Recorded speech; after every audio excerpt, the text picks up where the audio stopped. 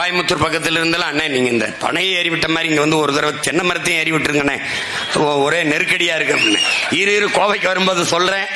அங்கேயும் ஏறி விட்டுருவோம். அங்க ஒரு மாநாடை போட்டு ஐயா தலைமையில நம்ம அப்பா நல்லசாமி தலைமையில போய்விட்டு தென்னை ஏறி விடுவோம்டா. ஏறி விடுவேன். நான் கேட்டேன் பாண்டிட்ட, பாண்டி பனை கொஞ்ச நாள் தான் இருக்கும், தென்னை தொடர்ச்சியா இருக்கும், அவ்வளவு பத்தாதே, நம்ம இந்த கொள்ளு வர்றதுக்கு என்ன பண்ணலாம்னு. அண்ணன் ஈச்சையை சீக்கிரம் வளர்ந்துரும்னே, ஈச்சையை வளர்த்த சார்ந்து ஈச்சங்கள்லையும் கொண்டு வந்துடலாம்னே. அப்புறம் தென்னை 3 வருஷத்துல வந்துருதுனே, அடிச்சிருவான். நாடங்களும் தென்னையா போட்டு தள்ளிய தாய்லாந்துல தென்னையில இருந்து 17 இறக்குறான்.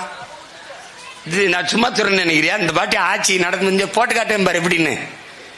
உனக்கு தான் நம்பது, நீ கதை கேட்டே வளர்ந்தவன்ல, நான் காட்டுவேன். ஏன்னா எது ஒன்னையும் திரைப்படத்தில் சினிமாவில் சொல்ல சொல்றேன், சினிமாவில் அப்படி அப்படின்னு அப்படி பயந்துக்கிறேன். அதனால நான் இப்ப படம் போட்டு காட்டுறதுன்னு முடிவு பண்ணிட்டேன்.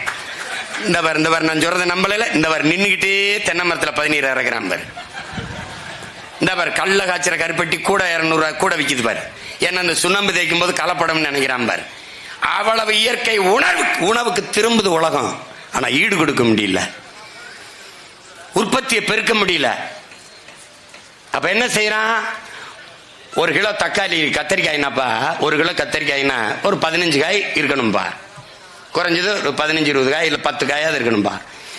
அது 1 கிலோவை 10 காயை விளைவிக்கிறது கஷ்டம்ட்டு ஒரே காயை 1 கிலோ ஆக்குறான்பா. அப்படி அதான்டா மரபணு மாற்று. அந்த விதையை எடுத்துப்பா, அதுல மரபணுவை மாத்தி முங்குன்னு வந்துடுதுப்பா. இப்ப தக்காளிப்பா 2 நாள்ல கெட்டுரும், கீழே போட்டினா டக்குன்னு தெரிச்சிடும். இப்ப தீல கொட்டினா குதிச்சு உனக்கிட்ட வரும், பிடிச்சி விளையாடலாம். ஏன்னு கேட்டீங்கன்னா தக்காளி எடுத்து அந்த விதையை எடுத்து மரபணுவை மாத்தி தவளை கொழுப்பு, இந்த கொழுப்புகளை உள்ள தள்ளிட்டான். அது ரப்பர் மாதிரி ஆயிடுச்சு, கெடாது. ஆப்பிள் எத்தனை நாளைக்கு இருக்கும்? ஒரு அதிகபட்சம் 2-3 நாள் 4-5 நாள். இப்ப 6 மாசம் ஆனாலும் இருக்கும். ஏன்? அதை எடுத்து மேல வேஸ்ல இந்த மெழுக தடவி அப்படியே வச்சிடறான்.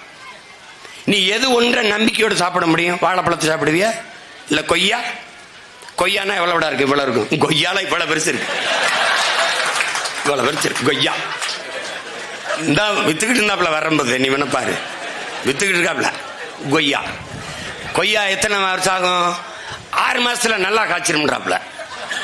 கொய்யா மரம் இல்ல, செடி. எல்லாமே மரபணு மாற்றப்படுது.